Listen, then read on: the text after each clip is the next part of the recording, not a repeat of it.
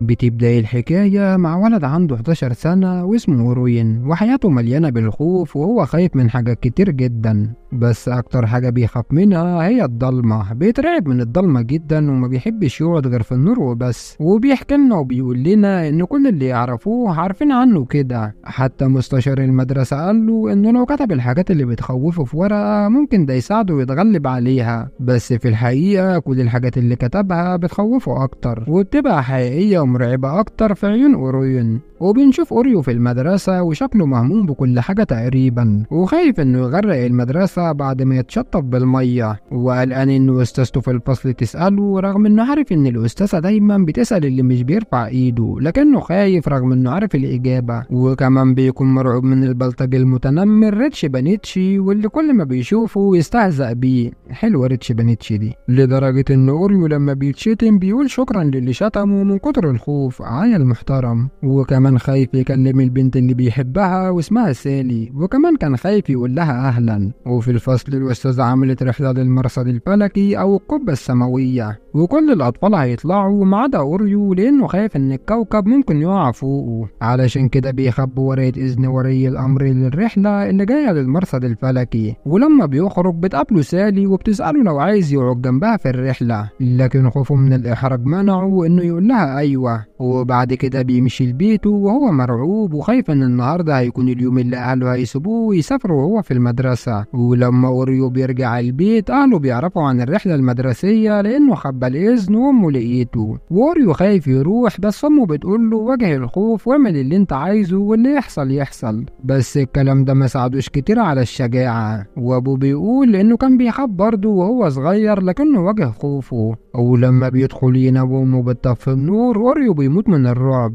وبينادى على أبوه وأمه كالعادة علشان يحكوا له قصة، لكن الوقت اتأخر وبيسيبوه ويناموا. وهو فورا بيقوم ينور كل الأنوار في الأوضة لأنه بيخاف من الضلمة، لكن للأسف النور بيقطع والأوضة بتضلم تماما، ومع الرعد والبرق بيفضل يتخيل حاجات وأشكال غريبة حواليه. حتى الكشاف مش شغال وأوريو بيتملكوا الرعب وبيصرخ بأعلى صوت. وفجأة في ظل صوت بينزل وده تجسيد حقيقي للظلام، وبيدخل غرفته وبيبدأ يتجمع حواليه وبيتشكل في شخصية ملفوفة بالأسود. وأوريو بيصرخ من الخوف، والمخلوق برضه بيصرخ وبيقول له أنا زهقت منك وزهقت من كل الأطفال اللي خايفين من الضلمة، لكن أنت أكتر واحد فيهم وأكتر واحد مزعج وبصراحة أكتر واحد جارح. بعد كده بيهدى وبيحاول يقنعه إنه صاحب كويس ومش وحش، وأوريو بيكون خايف من الزهر الغريب ده. بس بعد الظلام ما بيقدم نفسه وبيقول له انه اسمه دارك وعمره من عمر الارض 50 مليون سنة، وبيعزمه يشوفوا الليل بجد علشان يثبت له انه مش مخيف زي ما هو فاكر. ودارك بيقترح عليه ياخده في رحلة معاه ويشوفه هو بيشتغل لليلة واحدة، وهيثبت له ان مفيش حاجة تستاهل انه يخاف منها ابدا. ولو قدر يتغلب على اكبر خوف عنده اللي هو الظلام هيساعده يتغلب على اي خوف كمان. وهو بيكون متردد في الاول لكنه بيوافق اخيرا، ودارك بياخده وبيتربيه من مكان لمكان وبيحاول يوريه الجانب الجميل في ظلام الليل، لكن أوريو برضه لسه خايف.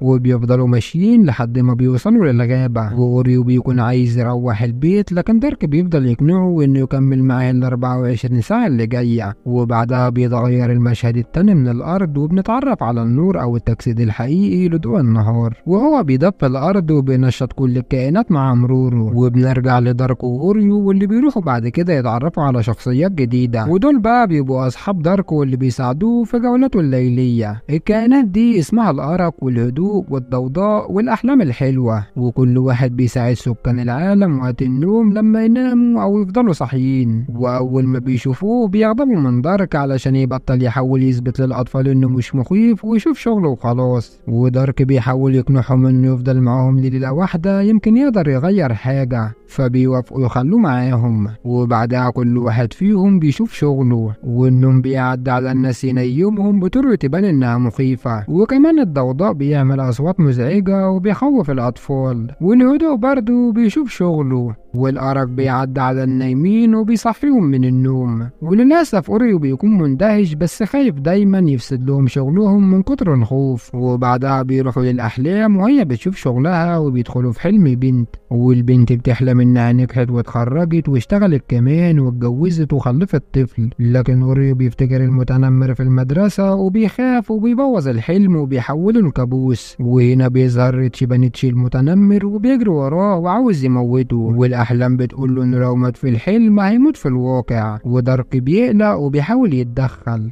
واخيرا اوريو كابوسه بيتقطع قبل ما يحصل له حاجه. واثناء الرحله في بعض الناس مش بتستجيب لكائنات الليل السحريه، فاوريو بينجح انه يساعدهم في شغلهم بسهوله، ومن هنا كلهم بقوا اصحاب. واخيرا اتغلب على خوفه وبيرجعوا علشان ياخدوا استراحه. ودارك بيسمع طفل بيقول لامه انه بيخاف من الضلمه جدا، فدارك بيزعل جدا ومش بيتكلم ولا كلمه. واوريو بيحاول يواسيه وبيقول له ده طفل مش عارف حاجه. ولما خرجوا يكملوا شغلهم اتفاجئوا بالضوء بدأ يظهر، واتكلم مع دارك وسخر منه وطلب منه يبعد شوية. ودارك بيستجيب وبياخد مساعدينه علشان يرتاحوا في كوخ مظلم جدا. واوريو بيخاف يدخل وبيقول له انه بيحب النور وما بيحبش الضلمة. وهنا دارك بيحزن وبيحاول يفهم ازاي اوريو بيحبه وفي نفس الوقت بيخاف منه، فحاول يشرح له كتير لكن كلامه غير مقنع. فدارك طلب منه يتكلم قدام المساعدين ووضح فيها ان الظلام مهم جدا زيه زي النور. وفعلا بدأ يخطب ويقول ان جمال النور مش ممكن يبان الا بوجود الضلمه، بس ما بيفهموش كلامه. وهنا المخلوقات الليليه بتتقلب ضده وبيقدموا استقالتهم. وبعد خناقه مع دارك المخلوقات بتقرر انها تسيب شغلها علشان مش عايزه تشتغل مع دارك في الليل. وفي منهم اللي عايز يجرب حياته مع النور بدل ما يفضلوا في الضلمه. وبعد ما دارك بقى وحيد بيزعل وبيقلق ان هو هيبقى لوحده بعد ما اوريو هيرجع لبيته. وهنا بيقطع الرحله وبيقعد مكتئب، رغم ان اوريو بيحاول يشجعه يكمل، لكن الخوف بيخلي دارك يختفي مع ظهور النور. ومع اختفائه بيروح الليل وبيتحول العالم للنهار الدائم. وهنا بنعرف ان كل القصة اللي فاتت دي بيحكيها اوريو وهو كبر لبنته هيبيشيا، اللي واضح جدا ان عندها مخاوف كتيرة زي ابوها وهو صغير، لكنها مستمتعة جدا بالقصة. وبيكون ابوها وهو كبير بيشتغل في مرصد النجوم وبياخد هيبيشيا هناك، لكن هيبيشيا بتسأله ايه اللي حصل لك بعد ما سابك دارك. اوريو قال لها انه ما يعرفش لانه افكاره اتقطعت لحد هنا. وهيبيشيا بتزعل لانه هو صاحب القصه فازاي مش عارف يكملها، وده بيدل انه مش بيحكي لها عن تجربته الحقيقيه في طفولته.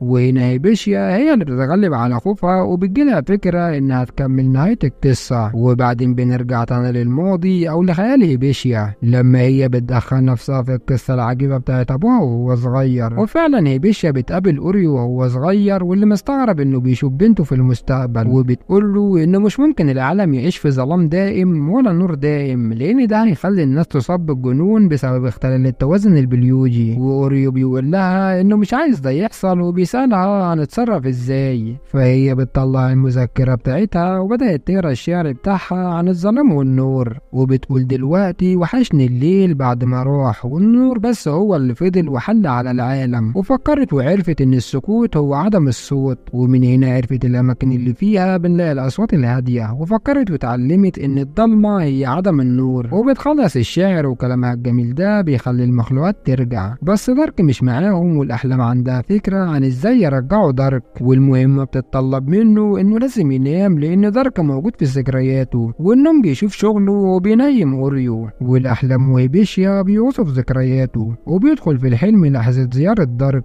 وبعد ما سلموا على بعض بسعادة المهمة بتفشل لأنه خوفه بيعمل عقبات وبيفتح حفرة سودا. ودارك على وشك يتشفت في الهوية المجهولة، فقالت له هيبيشيا إنه الوحيد اللي يقدر ينقذه، وربطه بحبل وبينزل لدارك وبيحاول يطلعه، بس الحبل بيتقطع ودارك بيتشفت في المجهول وبيكون على وشك يضيع معاه. وكل هنا بيحاولوا يصحوه، وبعد محاولات كتيرة من الإزعاج والهيصة والصوت العالي أوريو مش بيصحى. وبعدها الهدوء بتهمش في ودنه وبتفكروا انه ممكن يفوت الرحلة. وفعلا الفكرة دي بتفتح خوف تاني جواه لانه خايف يضيع وقت. وبيصحى فورا وبيلاقي دارك جنبه، ودارك بينضم للمساعدين بتوعه من تاني. والليل بيدخل من جديد والناس فرحانة، والحيوانات الليلية والنجوم بتظهر في السماء من جديد. ودارك بيودي اوريو لبيته وبيودعه وداع حزين. واوريو قدر يتغلب على بعض خوفه بما فيهم الرحلة اللي جاية. ودارك هو كمان اتغلب على عدم ثقته في ان الاطفال بيحبوه، لكن المشكلة ان هيبيشيا مرجعتش لعالمها، وفضلوا يفكروا هيعملوا ايه في المشكلة دي. وفجأة بيجي لها صديق ابوها تيكو ومعاه آلة الزمن بتاعته، وبيستعجلها علشان يهربوا بسرعة من البوابة الزمنية واللي بتظهر وتتكاثر اثناء استخدامهم لآلة الزمن. وهيبيشيا بتودع ابوها وبيوعدها انه هيقابلها بعد 20 سنة.